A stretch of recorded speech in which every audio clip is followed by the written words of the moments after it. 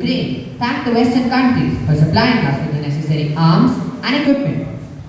The Russians are bombing and shelling the villages to scare off the residents so that they can occupy it. This is not war, but terrorism. Precious lives are lost by the thousands.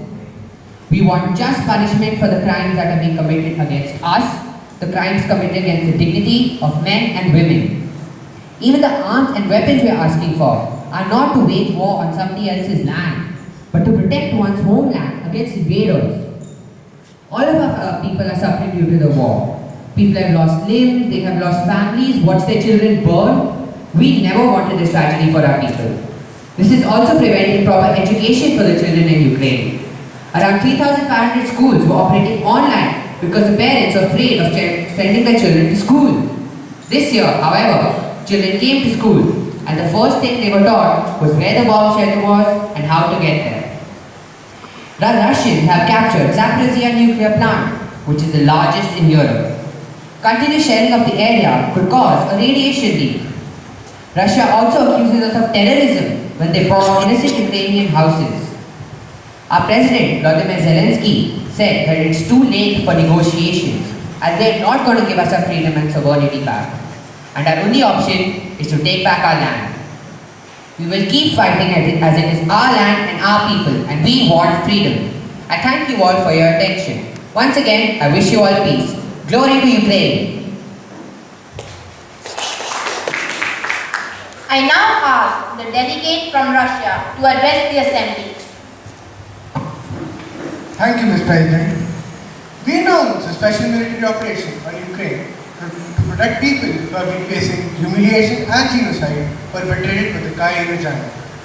We will seek to demilitarize and denazify Ukraine, as well as to bring to trial those who perpetrated numerous bloody crimes against civilians, including against civilians of the Russian Federation. The current events have nothing to do with the desire to infringe on the interests of Ukraine and the Ukrainian people. They are connected with defending Russia from those who have taken Ukraine hostage and are trying to use it against our country and our people. There should be no doubt for anyone that any potential aggressor will face defeat and ominous consequences if dare to attack or invade our country. I consider it necessary today to speak again about the tragic event in Donbass and the key aspects of ensuring security of Russia. Dear delegates, as you all might be thinking, is this a war? Absolutely. Both in traditional and modern sense. It involves military assault with air, sea, and land forces being deployed in combination with sophisticated cyber attacks and relentless propaganda disseminated with conventional as well as social media. Here, we are talking about politics, power, or any mainstream ideology. We are talking about the people and their sentiments. We, the Russian want peace and well-being of our people. Everything is clear and obvious. In the late 1980s, the Soviet Union grew weaker and subsequently brought to power. The Ukraine was also free. The modern Ukraine is made by Russia.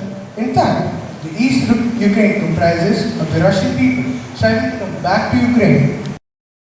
Belgium's farmer union sees problems ahead for Belgium, poultry and pig farms, turbulent energy markets, high inflation, weakened public finances and reduced profits. All are still in trouble with the Belgian economy, and all are partially linked with Europe's solidarity with the Ukraine and international sanctions against Russia. We are in support of Ukraine. As a neighboring country of Ukraine, I pose the question as to what measures Belgium has taken to support Ukraine during this crisis. During this time of crisis, Belgium is trying its level best to help Ukraine. The people who are fleeing from Ukraine arrived in Belgium can apply for the temporary protection status. At the last count, 52,000 Ukrainians are reported to be in the Belgian soil. Temporarily displaced persons requiring for accommodation to adequate housing. These are listed in database, which have been compiled in collaboration with the municipalities and the countries. The Ukrainians have experienced a great trauma. Not only they have been forced to leave their country at war, but also to much stand on the Russian and Ukraine conflict. We think the legitimate security concerns of any country must be respected. The happening issue has much to do with the long delay in the effective implementations of the Minsk agreements. We promote peace. The culprit of the current tension surrounding Ukraine is the West. Biological weapons are being developed in laboratories. Thank you, Chair, for recognizing and giving us the chance to present our opinion on today's agenda. By waging a war against a sovereign country, Russia deliberately violated the principles enshrined in the Charter of the United Nations. Supporting the sovereignty, independence, and territorial integrity of Ukraine does not simply mean helping people. It also means defending international law and the security of the European continent. That is why, from the very first day of the war, France and its partners have unwaveringly supported Ukraine and its people. The war between the Russian Federation and Ukraine has had an effect on Europe and the world. Ukraine is a major exporter of cereals, grains, etc., which are very important to European culture. The Soyuz gas pipeline. There is no justification whatsoever for Russia's war of occupation against Ukraine. Russia is waging this war with a single objective: to seize Ukraine. Self-determination, political independence don't count for it. There is only one word for it. This is imperialism, plain and simple. The return of imperialism is not only a disaster for Europe, but also a disaster for global peace order. We will not accept this peace dictated by Russia. This is why we will not accept any pretentious referendum. And this is why Ukraine must be able to defend itself against Russian invasion. International order does not happen by itself. If we do nothing, this one charter is just a piece of paper.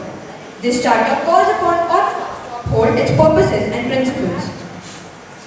Great to discuss today about the situation in Ukraine. Ever since the World War II, this war has a major impact on the world economy. The Russian invasion carries a big impact on three major areas. The first is higher price of commodities like food and the increase of inflation all over the world. The second is the neighboring countries' economic rates. The supply chain has been disrupted and there is a surge on refugee flows. The third is the red use of business amongst the countries and tightening financial conditions. The Russia-Ukraine war makes uncertainty in the global trade and will have impact on oil and other commodities. India has a trade with Russia, but it may lose economically due to the international communities. Therefore, most of the Indians are cutting down fried food and even vegetables, as in the Ukraine war has increased the price of vegetable oils and fuel too. Due to this, the price of petrols, diesels, as well as vegetable oils have become very expensive and are burning the pockets of the consumers. As a hub for the distribution of humanitarian assistance in Ukraine. The manual also draws the attention on the need to provide support for the Republic of Moldova in dealing with Ukrainian refugees and in the event of a possible new energy crisis. While emphasizing the need to strengthen the position of deterrence and defense, Romania expressed